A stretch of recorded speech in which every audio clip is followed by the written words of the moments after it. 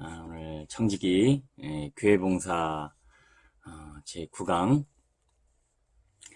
벌써 오늘 우리에게 주어진 시간과 상황들 보면서 우리 청지기 사명을 가진 성도님들이 교회 안에서 어떻게 하나님의 교회를 세우고 봉사해 나가야 할 것인가 라는 문제가 신앙생활에서 가장 중요한 내용이기 때문에 이 부분을 두 부분으로 나눠서 오늘 설명을 하고 있고요.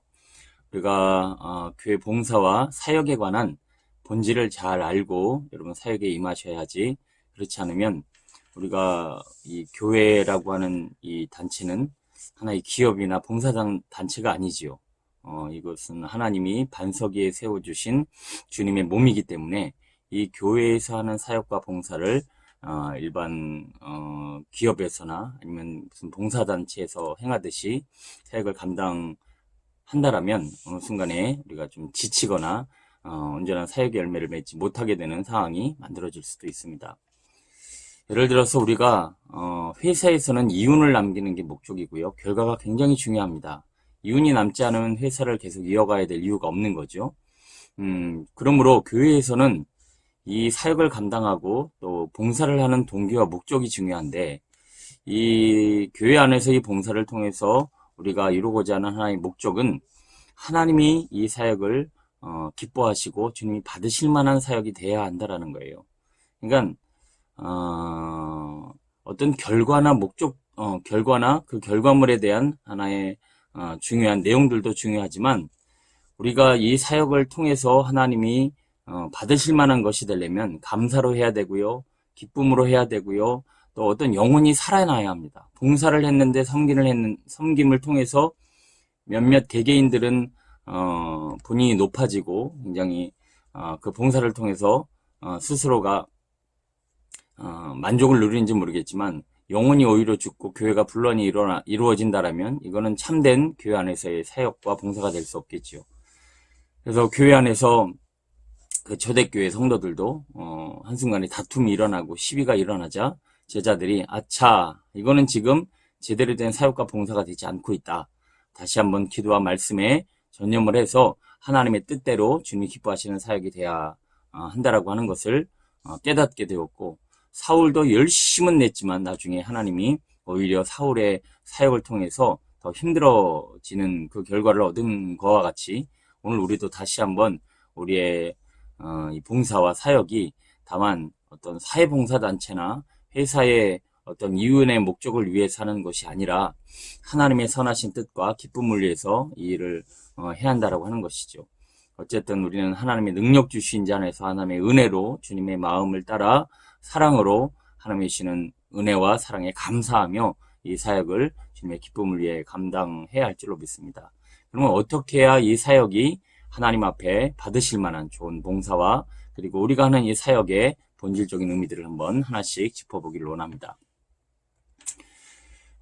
자, 첫 번째, 이 청지기의 교회 봉사는 이중적인 개념으로 이해를 하셔야 되는데, 이중적인 개념으로 이해하신다라고 하는 의미를 이렇게 한번 생각해 보길 원합니다. 네, 이 교회 안에서 청지기들이 봉사를 하는 것에 있어서 이중적인 의미는 뭐냐면, 첫 번째는 이 주의 교회 안에서 우리 청지기들은 하나님께 나오는 예배자요, 교회를 위해 봉사하고 일하는 사역자로서의 두 가지 개념에서 우리는 봉사를 해야 한다라는 거예요. 자, 그 예배와 사역에 있어서 예배자로서의 사역이 온전히 이루어지지 않고 하나의 봉사자, 사역자로서의 이 봉사만 이루어진다라면 우리는 많이 지치게 되고 피곤하게 됩니다. 먼저 예배를 통해서 하나님을 만나고 하나님의 주시는 은혜와 힘으로 사역을 감당해야 사역의 열매가 맺힌다라는 거죠. 예배는 소홀히 하고 예배를 통해 누리는 은혜들을 충분히 누리지 못하면서 능력을 받지도 못하고 힘을 얻지도 못하면서 사역만 하게 되면 지치게 되고 피곤하게 되고 나중에는 예배 신앙도 다 잃어버릴 수 있습니다. 그러므로 우리는 신앙생활에서 가장 중요한 것이 먼저 온전한 예배자로서 하나님 앞에 그 예배의 감동과 힘을 가지고 하나님 앞에 봉사해야 한다는 것이죠. 그러면 우리는 예배를 위한 봉사, 예배를 위한 섬김, 온전한 예배를 위한 씨름에 먼저 열매를 맺어야 되고요. 그와 더불어서 그 주신 은혜와 힘으로 사역을 감당해야 하는데, 뭐 예를 들면 우리가 사역은 잘해요. 사역을 하는데 사역을 하면서 근심, 걱정, 염려, 두려움, 미움, 분노 이게 조절이 안 되고 이것을 아직 통제가 안 되는데 사역만 하면 과연 그 사역을 하나님이 받으시겠냐라고 하는 거예요. 뭐 자동차로 예를 들면 자동차가 잘 달려요. 자동차가 잘 달리는데 자동차가 안전하지도 않고 편안하지도 않고 그리고 그 자동차 안에 있는 사람이 자꾸 안에서 다투고 싸운다라면 그 자동차 안에서 운전하는 사람이 먼저 편안해야 하는데 또 그 안전해야 하는데 달리기만 한다라면 조금 있으면 사고 나지 않겠어요? 사역도 마찬가지입니다. 열심을 내서 좋은 결과를 맺고 빠르게 달리는 것도 중요하지만 내가 뭔가 하나님 주시는 마음으로 은혜로 성령으로 능력으로 감당하지 않으면 사역은 반드시 우리를 지치게 만들고 결국 실족시키는 마귀의 도구가 될 수 있다는 것을 꼭 깨달으셨으면 좋겠습니다. 그래서 이 이중적 교회 봉사를 조금 본질적으로 생각을 해보면 먼저 예배자로서 우리는 하나님을 신령과 진정으로 예배해야 되고요. 또 사역자로서 하나님 앞에 죽도록 충성하여 하나님의 상급을 얻어야 하는데 그래서 우리는 영과 진리로 먼저 하나님 앞에 예배를 드리고 그 예배를 통해서 하나님이시는 은혜와 감동이 사역으로 흘러갈 수 있도록 우리는 씨름해야 한다라고 하는 것이죠. 자, 먼저 우리는 신령과 진정으로 먼저 예배를 드려야 합니다. 자, 예배의 감동과 감격은 우리가 어떻게 예배를 드리는가에 따라서 그 예배는 틀리는데 그 예배의 사역이 조금 더 하나님이시는 마음으로 하나님이시는 감동으로 하나님이시는 능력이 되어지려면 영과 진리로 해야 한다. 그 의미가 뭔가 봤더니 제자들이 예수님 앞에 쓰임받았던 그 과정도 사도 바울이 하나님 앞에 쓰임받았던 과정도 성령과 진리로 사역을 감당하는 차원과 그냥 자기의 힘과 자기의 열심으로 하는 차원이 달랐다라는 거예요. 그러나 사역도 마찬가지지만 예배도 하나의 일이 아니라 하나의 어떤 습관적인 행위가 아니라 영과 진리로 예배가 이루어져야 한다라는 거예요. 자, 쉽게 설명을 드리면 우리가 수영을 할 때 보면 발목을 담그고 물 위를 왔다 갔다 하거나 물 표면을 이렇게 수영하고 다니는 그런 수영 과정이 있는가 하면 스킨스쿠버라고 해서 깊이 있게 장비를 들고 나서 물속에 있는 세계를 탐험하고 경험하는 이 두 가지 차원의 수영이 있어요. 그럼 우리는 늘 발만 담그고 무릎만 담그고 물 위만 다닐 것이 아니라 때로는 저 깊이 있는 물속에 들어가야 거기 물고기도 있고 아름다운 우리가 생각지도 못했던 오묘한 것들을 볼 수 있듯이 우리 신앙이 있어서 예배에 있어서도 더 영으로 하나님의 성령의 역사하심을 경험하기 위해서 충분한 준비와 스킨스커버를 하듯이 깊이 있게 들어가고자 하는 씨름이 있어야 한다는 거예요. 거기 들어가는 것이 때로는 두려울 수도 있고 힘들 수도 있고 여러 가지 장비가 필요한 과정이 있지만 그 안에 들어갔을 때의 세계가 우리가 살아가는 영적 세계에서도 적용될 수 있다는 거예요. 여러분들이 신앙 과정에 있어서도 더 깊이 있는 단계를 경험했으면 좋겠고요. 영적으로도 우리 독수리 날개처럼과 같이 비상하며 날아올라야 하는데 그냥 땅에만 기어다니는 독수리가 아니라 저 하늘 창공을 높이 오르는 독수리가 되듯이 우린 더 영의 세계, 더 깊이 있는 하나님의 은혜, 감동, 하나님의 역사하심, 주님의 치유와 만지심을 경험할 수 있도록 우린 지성소 예배를 위해서 씨름하고요.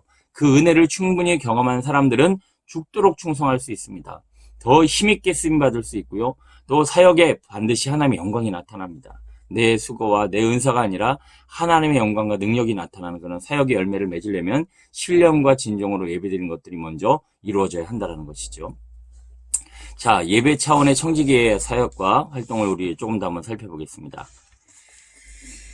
자, 모든 예배자는 주일 성수로부터 하나님의 통치, 원리와 그분 앞에 순종을 배울 수 있는 온전한 고백으로서의 주일 성수를 우리가 지켜내야 하는데 출애굽기 31장 14절 말씀 보면 너희는 안식일을 지킬지니 이는 너희에게 거룩한 날이 됨이니라. 자, 안식일을 지키는 일이 굉장히 중요한 것 중에 하나가 뭐냐면 여러분 일주일 동안 살아가는 여러분의 시간과 공간을 한번 보겠습니다. 인간은 시간의 제약, 공간의 제약을 받을 수밖에 없지요. 그 시간과 공간의 제약을 받으며 살아가는 삶의 자리를 보면 우리의 영혼을 지치게 만들고 피곤하게 만들고 힘들게 만들고 쉬지 못하게 하고 우리를 끊임없이 소진하게 만드는 시간과 장소가 대부분입니다. 그러나 안식이라고 하는 것은 주님 앞에 구별된 시간과 구별된 공간 안에서 하나님을 찾고 하나님께 매달리고 주님을 구하고 주님과 씨름하는 그런 거룩한 공간이기 때문에 이 공간을 통해서 그 거룩한 씨름을 통해서 우리 하나님의 은혜를 힘입을 수 있고 하나님의 도우심으로 다시 한번 주님의 영광 나라를 위해 쓰임받을 수 있는 거죠. 거룩한 하나님의 사람으로 새로워지는 그 시간과 장소가 바로 안식일이라고 하는 것입니다. 그래서 하나님은 아브라함을 그 우상단지로 가득한 그 갈대아 우르를 떠나서 지시할 땅으로 가라고 했고요. 하나님은 하나님의 그 거룩한 공간을 위해서 이스라엘 백성들을 출애굽시켜서 하나님이 원하시는 땅으로 인도하셨습니다. 하나님 앞에 우리는 구별된 시간과 공간을 드리는 그 거룩한 씨름의 안식을 우리가 잘 지켜 행하고 수시로 그 거룩한 공간 안에서의 주님과의 교제가 없으면 우리의 신앙도 우리의 사역도 우리가 주어진 삶도 풍성한 열매를 맺을 수가 없습니다. 여러분들 대면 예배 지금 그리고 비대면 예배 드려보셔서 아시죠? 집에서 방송으로 그냥 앞에서 TV 보듯이 보는 예배가 정말 예배 같으시던가요? 여러분 그 예배로는 그 구별되지 못하고 그 구별된 시간과 장소가 없는 그 예배로는 우리의 몸과 마음이 온전해질 수가 없어요. 예배에 나와서도 졸거나 딴 생각하다가 하나님의 은혜를 경험하지 못하는 경우가 많은데 집에서는 얼마나 편안한 시간 또 육신의 것을 도모할 수 있는 환경이 다 조성되어지는 그 과정 가운데 그래도 교회 나오면 담임 목사가 쳐다보고 있고 다른 사람의 시선이 있고 그 안에 공간 안에 역사하시는 성령의 역사 또 주의 종을 통해서 또 흘러나오는 하나님의 은혜 이게 지금 주일 성수 거룩한 공간과 시간을 구별하는 그 예배와 그 시간과 여러분들이 집에서 그냥 혼자서 드리는 예배의 차원은 완전히 다를 수밖에 없어요. 이어서 우리가 거룩한 공간 안에 드려진 예배 안에서 이 공예배의 중요성을 한 번 더 생각해 보려고 하는데 자, 우리는 개인적으로 신앙 고백을 통해서 개인적인 예배를 통해서도 하나님은 우리의 고백을 받으시고 우리 예배를 받으십니다. 그런데 왜 공적인 예배가 중요하느냐? 이 마귀는요, 마지막 때가 될수록 모이기를 패한다. 자꾸 모임이 패해지는데 여러분 꼭 기억하실 것이 있어요. 여러분들이 지금 어른이 되어져서 지금의 내 모습이 되어지기까지 혼자서 되지 않았어요. 생각해보세요. 어린아이가 태어나서 한 번도 공동체를 경험하지 못하고 누군가의 도움이 없으면 지금 내 모습 됐을까요? 벌써 생명을 잃어버렸던 아니면 그 늑대아이가 태어난 환경과 같이 엉뚱한 환경 가운데 엉뚱한 모습으로 자라갈 수밖에 없어요. 우리가 지금의 모습으로 살아갈 수 있었던 것은 어떤 공동체나 아니면 이미 배운 선생이나 교사나 부모나 누군가의 도움과 관계를 통해서 지금의 내가 만들어진 거지 절대 혼자서 이루어진 게 아니에요. 개인의 신앙 고백을 통해 천국 간다고요? 그럼 개인의 신앙 고백은 어떻게 이루어진 거예요? 내가 태어날 때부터 예수님을 믿고 태어날 때부터 나 혼자서 하나님을 알고 이렇게 됐나요? 절대 그렇지 않았다는 거예요.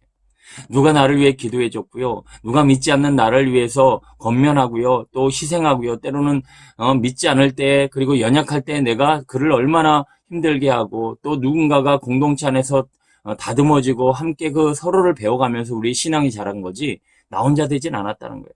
어떤 사람들은 착각을 하고 있어요. 내가 골방 안에서 나 혼자 성경 보고 나 혼자 예배 드리고 나 혼자 신앙생활하면 내 신앙이 온전할 것이다. 천만에요. 여러분 하나님 보시는 나와 나 혼자 내가 내 스스로 보는 나는 완전히 다를 수 있어요. 다른 사람들 앞에서 점검받고 다듬어지는 것도 굉장히 중요하고요. 그걸 통해서 우리는 하나님의 마음 하나님의 뜻을 깨닫는 거지 나 혼자서 예배하고 나 혼자서 신앙 고백하고 나 혼자서 하나님을 의지한다고 그게 되는 일이 아니라고 하는 거예요. 그래서 우리는 자꾸 모임을 통해서 다른 사람들의 말이나 다른 사람들의 신앙의 모습을 보거나 다른 사람들의 간증이나 다른 사람의 삶을 서로 확인하고 서로 나누고 서로 공동체 안에 다듬어가야 내 신앙이 다듬어지는 거지. 여러분 지금 비대면 예배 1년 가까이 되면서 여러분의 신앙 한번 확인해 보세요. 과연 공동체가 없고 서로 나눔이 없고 서로 다듬어가고 서로 세워가는 과정이 생략된 내 신앙이 지금 얼마나 힘들어지고 많이 피곤해졌나요? 그래서 우리는 힘들어도 어려워도 모이기를 힘쓰고 어떻게든 상황이 조금이라도 좋아지면 더 모이는 일에 최선을 다해야 합니다. 지금 이제 아동부, 유치부 또 모임 조금씩 살아나고 있는데 어떤 대면 예배가 온전히 이루어질 수 있도록 더 씨름하시고 마음을 모아주시고 그래서 우리가 공동체를 통해서 하나님의 사랑, 이웃 사랑을 배우는 것입니다. 공동체가 없는데 뭔 사랑을 배우고 뭔 사랑을 실천을 해요? 성경의 핵심이 하나님 사랑 또 이웃 사랑이에요. 그러면 우리가 예배를 통해서 하나님의 은혜를 경험하고 구별된 시간과 장소를 통해서 하나님의 사랑을 힘입어서 그 사랑으로 누군가에게 사랑을 표현하고 또 인내와 또 연단과 실현을 통해서 우리가 세워져 가는 것이지, 혼자만의 신앙, 혼자만의 예배로는 절대 천국이 온전한 천국이 될 수 없고 건강한 신앙으로 자랄 수 없다라는 거예요. 우리 공동체의 중요성과 공예배에 또 마음을 쏟으시는 우리 성도님들 되어지길 원합니다. 자, 예배 차원의 청지기 활동 계속 살펴볼게요. 자, 11조와 헌금. 이 부분은 우리가 늘 예민한 부분이고, 또 담임 목사로서 또 주의종으로서 이 헌금 얘기하는 게 이상하게 조금 불편한 그런 상황들이 많이 있어서 저도 웬만하면 헌금 얘기 잘 안 하고요. 이전까지도 한 번도 해보지 않았던 것 같아요. 그러나 우리 청지기와 신앙을 가진 하나님의 봉사자들이 꼭 감당해야 될 부분 중에 하나가 이 헌금인데, 그럼 과연 제가 자주 반복해서 말씀드린 게 있어요. 하나님이 돈이 없으셔서 우리에게 헌금을 요구하시는가? 교회 운영을 위해서 헌금이 없으면 교회 운영이 안 되고, 성도들이 헌금을 통해서만 교회가 세워지는가? 물론 그래요. 성도님들이 헌금해야 교회가 그 재정을 통해서 운영하고 사역도 하고 건물도 유지하고 또 때로는 그 사역을, 그 헌금을 통해서 많은 일들이 이루어져요. 그러나 하나님이 돈이 없으시냐? 살아계신 하나님이 돈이 없으시냐라고 하는 거예요. 그러면 우리가 본질적으로 헌금의 의미를 생각하고, 그리고 11조와 헌금이 왜 드려져야 하는가의 문제를 깊이 생각해야지, 하나님이 천지만물을 창조하시고 물고기 입을 열어서도 돈을 만드시고 오병이의 기적으로도 얼마든지 물질을 만드실 수 있는 분이 왜 우리에게 헌금을 요구하시는가예요. 그래서 중요한 건 고린도후서 9장 7절에 뭐라고 써 있습니까? 각각 그 마음에 정한 대로 할 것이요 인색함으로나 억지로 하지 말지니 하나님은 즐겨내는 자를 사랑하시느니라. 게다가 외식하는 이 서기관과 바리새인들을 향하여 너희들은 박하와 외양과 근체와 11조는 드리되 율법에 더 중요한 것은 잊었도다. 이게 이제 헌금의 의미인데, 제가 지금부터 한번 설명을 드려보도록 하겠습니다. 우리가 많이 들었다시피 보물 있는 곳엔 마음이 있습니다. 그 사람은 가치 있는 곳에 물질을 쓰게 돼 있어요. 그래서 세속적인 가치, 육신으로 사로잡히고, 그리고 세상이 제일 중요하다고 생각하는 사람은 돈을 주로 어디서 쓰냐? 먹는데, 노는데, 사는데, 이런 데 돈을 대부분 써요. 근데 그게 나쁜 게 아니에요. 왜냐면 사람은 육신을 힘입고 있기 때문에 자기가 먹지 않으면 또 어느 정도 노는데 돈도 써야 되고요. 또 입어야 되고요. 또 내가 사고 싶은 거 살 수 있습니다. 그런데 중요한 것은 그 물질이 그런 데만 쓰임 받는다거나 아니면 그런 것에서로 말미암아 내 만족을 누리고 있다면 여기 신앙에 뭔가 문제가 있다고 하는 것입니다. 자, 헌금의 핵심은 그가 정말 어떤 마음을 가지고 있는가를 물질을 통해서 확인할 수 있는데, 우리가 헌금을 드릴 때 여러분 어떠십니까? 아, 그래, 더 드리고 싶다, 기뻐하는 마음으로 구별하여 드리고 계십니까? 아니면 아유, 어려운데 이번 달은 또 어떡하나, 또 이번 달은 또 어떡하나, 아유, 그래요. 드리고 안 드리고의 문제가 아니라 헌금을 드리고 있는 여러분의 마음에 자원하는 마음이 있는가를 한번 돌아보세요. 자원하는 마음이 뭐냐면, 한번 생각해 볼게요.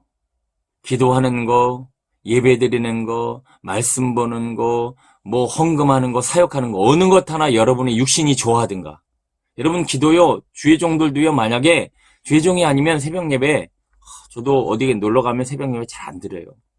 그리고 기도하는 거, 말씀 거, 예배 어느 거 하나 육신이 좋아하는 사람들은 영적인 활동을 안 좋아해요. 육신은요, 영적인 활동을 안 좋아한다고요. 그러므로 자원하는 마음으로 헌금을 드린다, 자원하는 마음으로 예배를 드린다, 자원하는 마음으로 더 기도하고 싶고 말씀 보고 싶고 이런 영적인 활동이 자원하는 마음에서 일어난다는 것은 내가 육신으로 지금 신앙생활하는 것이 아니라 영으로, 성령으로, 하나님의 은혜로 감화감동 역사하심을 따라 신앙생활하고 있다는 걸 의미해요. 그러므로 헌금만의 문제가 아니라 우리가 성령을 받고 영으로 신앙생활을 하게 되고 영적인 체질을 갖게 되면 이 사람은 기도와 예배뿐만 아니라 헌금을 드리는 것도 기쁨으로 자원하는 마음으로 드리고 나면 마음이 뿌듯하고 행복하고 더 드릴 수 있음에 감사하지, 부담이 되고 이거 어떡하나, 이번에는 11조 어떡하나 이런 마음 안 들어요. 그러니까 본질적인 부분을 지금 이 헌금을 통해 확인하는 거예요. 헌금을 드릴 때 부담이 된다, 헌금 때문에 내가 시험에 들었다, 그거는요 헌금만의 문제가 아니라 내 영의 문제예요. 신앙의 문제예요. 내 신앙이 건강하고 내가 영적인 체질을 가지고 있으면 헌금하는 것 자체도 자원하는 마음, 기뻐하는 마음이 생기지 억지로 하지 않더라는 거예요. 여러분 열처녀비 보세요. 열처녀비의 핵심은 기름이 있느냐 기름이 없느냐예요. 이 헌금의 문제도 기름 부으심이 있고 은혜가 있고 성령이 있으면요 자원하는 마음이 생겨요. 그 자원하는 마음을 잃어버리니까 헌금도 부담스러운 거고 헌금만 하면 시험이 되는 거고 헌금 얘기에 실족하는 거예요. 그러므로 우리가 먹고 입고 놀고 사는 데는 시험 안 들지요. 거기에 돈 쓸 땐 시험 안 들어요. 왜? 육신이 우리가 그걸 좋아하니까. 그러면 왜 헌금할 땐 시험이 들까요? 우리의 영이 지금 그 헌금에 대해서 즐거워하고 기뻐하는 영이 죽어 있으니까 내가 헌금을 하고 하나님 앞에 이 물질이 쓰임받는 것에 대해서는 시험이 들거나 부담이 되는 거예요. 그러므로 우리가 헌금을 하면서 나는 즐겨내고 있는가? 자원하는 마음이 있는가? 기뻐하는 마음이 있는가? 여러분 그 마음이 없는데 억지로 하지 마세요. 그거 하나님이 안 받으세요. 하나님이 다시 한번 말씀드리지만 돈이 없어서 물질이 없어서 우리에게 요구하는 게 아니에요. 하나님은 자원하는 마음을 원하시는 거예요. 내 마음을 내가 다 한다. 이 물질 헌금을 드리는 내 마음의 중심을 하나님이 다 보고 계세요. 그러니까 내가 헌금하고 싶은 마음이 안 든다. 이건 부담이 된다. 그러면 하지 마세요. 절대 하지 마시고 내가 먼저 하나님 앞에 감동, 은혜, 기름 부으심, 성령의 충만함, 능력 그래서 하나님 앞에 뭐라도 드리고 싶다. 그때 하는 헌금이 받으시는 헌금이에요. 그게 진짜 헌금이에요. 하나님은 돈이 없어서 헌금을 요구하시는 분이 아니라는 거예요. 그래서 오늘 여기 보니까 외식하는 서기관과 바리새인들이요. 그 사람들은요, 여기 보니까 뭐 박하와 회향과 뭐 11조와 이게 뭐냐면 신앙의 행위를 얘기하는 거예요. 헌금을 비롯해서 11조를 비롯해서. 근데 외식으로 했대요. 외식이 뭐냐면요. 원어로 살펴보면 연기한다라고 하는 뜻이에요. 연기. 그러니까 11조를 하는데 신앙의 행위를 하는데 예배를 드리는데 다 연기로 하는 거죠. 여러분 연기하시는 분들 왜 연기할까요? 그 연기자들 보세요. 연기자들은요. 그 연기하는 그 캐릭터가 자기가 아니에요. 연기의 목적은 어떤 사람에게 감동을 주거나 기쁨을 주거나 아니면 때로는 연기를 통해서 돈을 벌기도 해요. 그러므로 연기하는 사람들은 다른 목적이 있으니까 연기를 하는 거예요. 우리가 진심 어린 마음으로 사랑의 마음으로 감동으로 자원하는 마음으로 헌금을 하고 있다는 것은 신앙의 진정성을 보여주고 있는 것이고요. 그것이 이루어지지 않는다면 이것은 지금 연기하는 거예요. 억지로 드리는 헌금은 연기라는 거예요. 그러므로 우리는 신앙의 진정성을 다시 한번 돌아보며 하나님 앞에 제대로 된 헌금, 자원하는 마음, 성령의 감동, 영적 체질, 하나님의 시는 사랑으로 감사하며 드려지는 것이 되고 있는가? 그렇지 않다면 헌금을 드리느냐 안 하느냐의 문제가 중요한 게 아니라 내 신앙이 지금 건강하지 못하고 내 신앙이 지금 무너져 있다는 것을 빨리 깨달아야 한다는 거예요. 제가 철야기도 때 이런 말씀을 드렸는데요. 지나가는 아저씨가 갑자기 교회도 안 다녀요. 믿지도 않아요. 그런데 갑자기 교회 와서 헌금하고 싶다고 그래서 몇백만 원을 이렇게 딱 놨어요.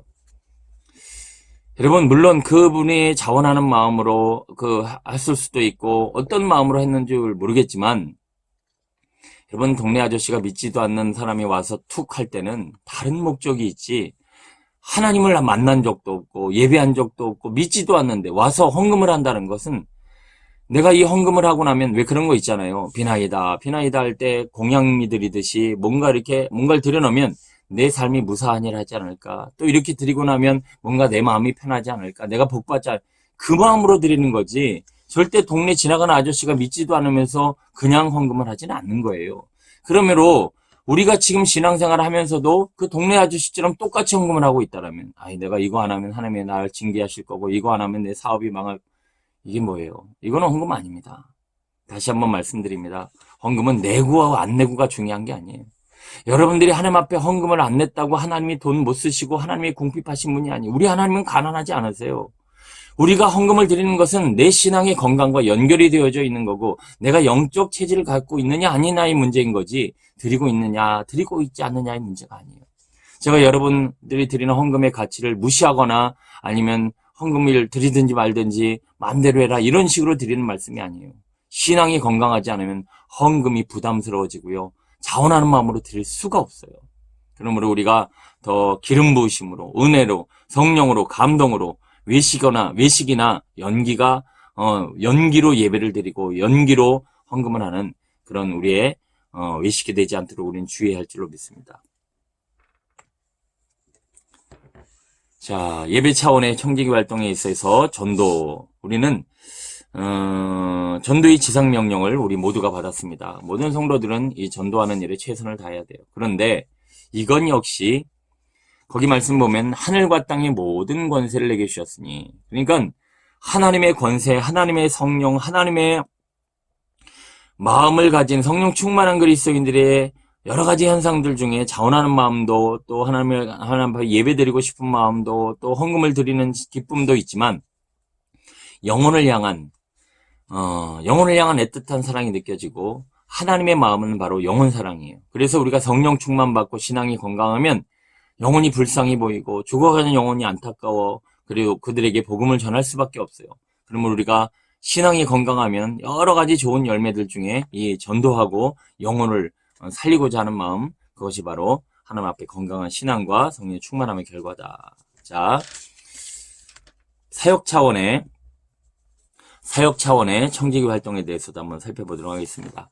자, 그동안은 우리가 예배 차원의 청지기 활동과 사역에 대해서 살펴봤다면, 지금은 사역 차원의, 그러니까 예배가 온전하여지고 성령이 충만하여 하나님의 힘으로 우리는 사역을 감당해야 하는데, 그런 하나님의 은혜와 힘이 충만해지면 먼저는 우리는 예배를 예배답게 온전한 예배를 세워가는 것이 중요합니다. 자, 우리 예배에 정해진 부분을 위임받아 목회자와 영적인 호흡을 이루어야 된다라고 하는 것이 뭐냐면, 여러분, 예배를 하나의 활동으로 생각하시면 안 됩니다. 영적 싸움입니다. 왜 영적 싸움이냐? 예배를 통해서 우리는 뭐를 하는 거냐? 우리 구약 제사를 통해서도 알 수 있지만, 육신은 죽고 죄는 죽고 내 잘못된 습관, 잘못된 가치관, 내 삶의 기준을 다 말씀의 검으로, 그리고 성령의 역사심으로 죽이고 포기하고 내려놓고 이제 예수로, 거룩한 예수님으로 거듭나는 시간이 예배예요. 그래서 날마다 죽노라라고 하는 사울의 고백은, 이 바울의 고백을 통해서 우리는 육신은 죽고 내 잘못된 가치관과 내 삶의 기준은 죽고 이제 예배로 말미암아 예수 그리스도로 거듭난 거룩한 영적 작업이지, 그건 하나의 활동이 될 수 없어요.